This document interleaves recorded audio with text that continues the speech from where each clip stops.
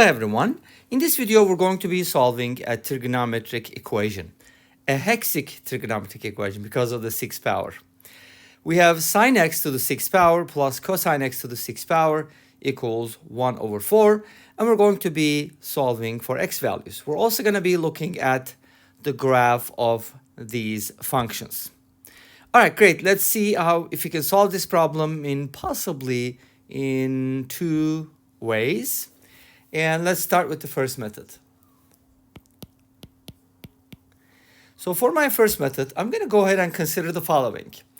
When you have the sum of even powers of sine and cosine, you can definitely use what is called the double angle formulas. What do I mean by that? Let me go ahead and write it down. So cosine of 2x can actually be written in three different ways. And one of them is cosine squared x minus sine squared x. This is the main one.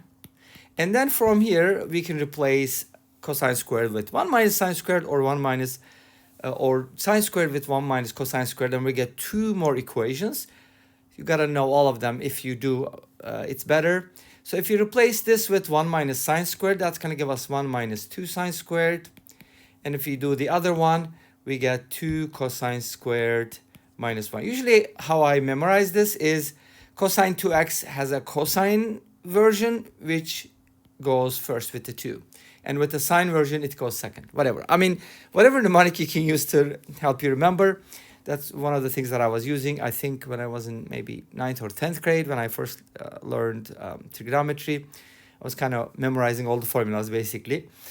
So that's cosine of 2x, and that actually helps us. The second one and the third one we can use to isolate sine squared and cosine squared. Let's go ahead and do that. For example, if we know that cosine 2x is 1 minus 2 sine squared, we can go ahead and put the sine squared on the left-hand side, subtract cosine 2x, and divide by 2. In other words, from here, sine squared x can be written as 1 minus cosine of 2x all over 2. Great. And similarly, cosine squared x from here can be isolated as 1 plus cosine of 2x all over 2. So these formulas are similar.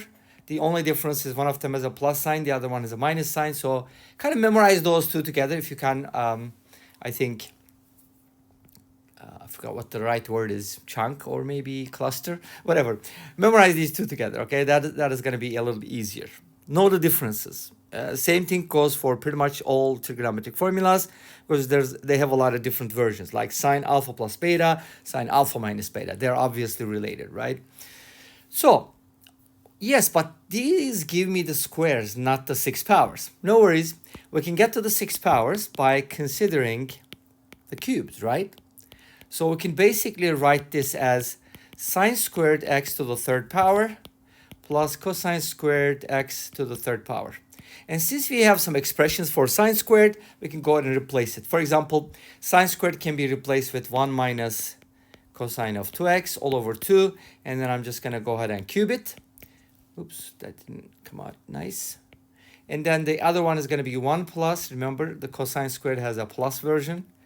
You see, cosine is cosine, so it's kind of like nice. And cube, and this is going to equal 1/4. That's what's given in the problem, right?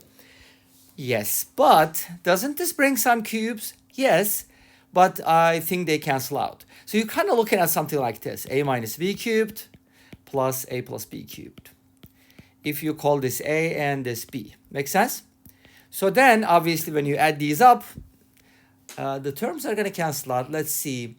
I'm not exactly sure if they're going to all cancel out, but let's go ahead and write it down. So I think it's going to look, a squared b plus 3ab squared minus b cubed. That's the minus version. And the plus version is going to have all pluses. So yes, definitely. Wait a minute. Did I get it right? Minus, plus, minus. Okay, I think that is correct.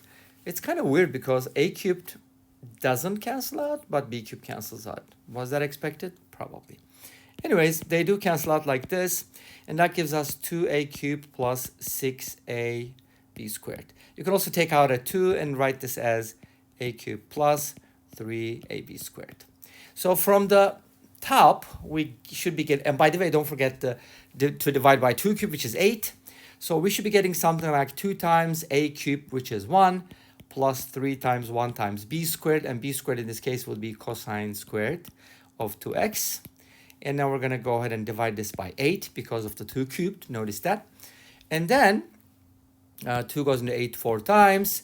And now we get the following. 1 plus 3 cosine squared 2x divided by 4 is equal to 1/4. Nice. 4 cancels out. We can multiply both sides by 4. And then we can kind of set these equal to each other. And that implies cosine 2x equals 0. Why? Because this is supposed to equal 0 so that they can equal each other. Make sense? And this is actually really nice because we can solve this equation very easily, right? How do we solve it?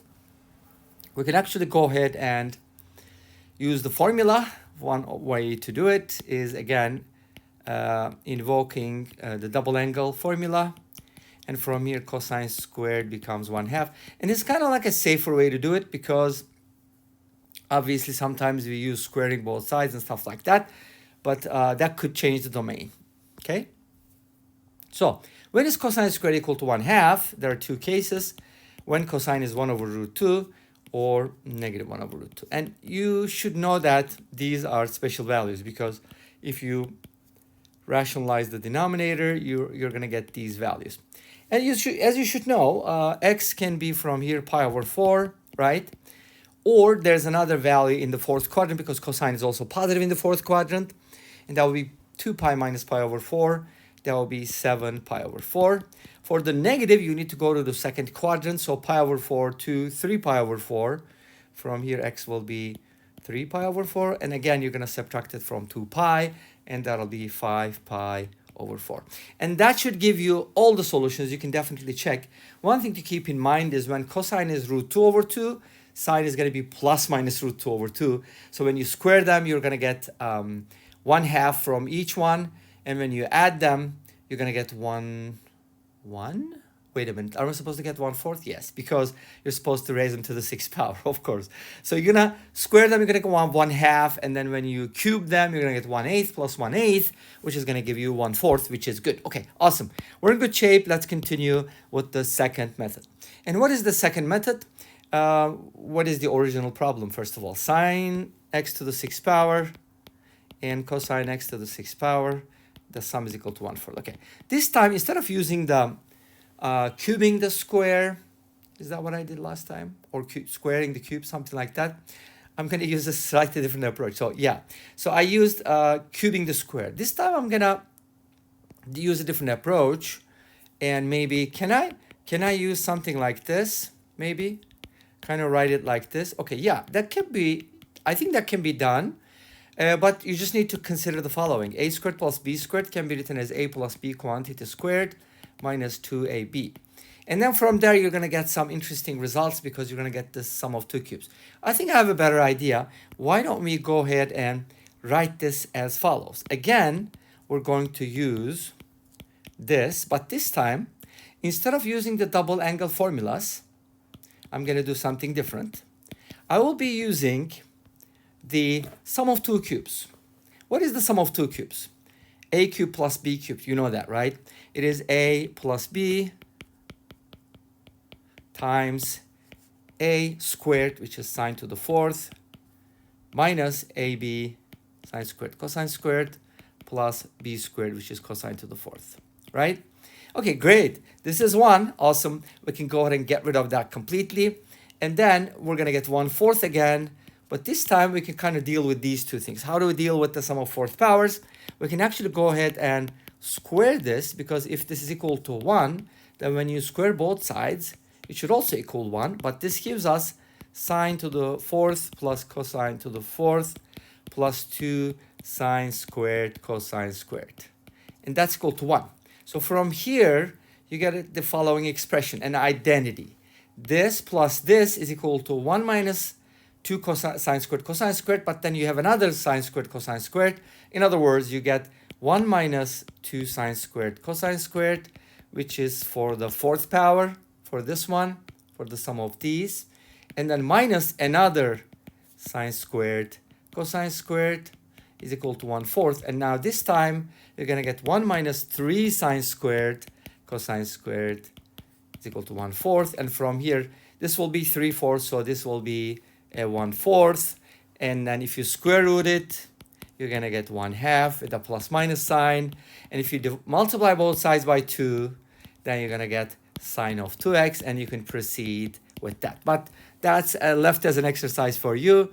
And this brings us to the end of this video. Thanks for watching. I hope you enjoyed it. Please let me know. Don't forget to comment, like, and subscribe. I'll see you next time with another video. Until then, be safe, take care, and bye-bye.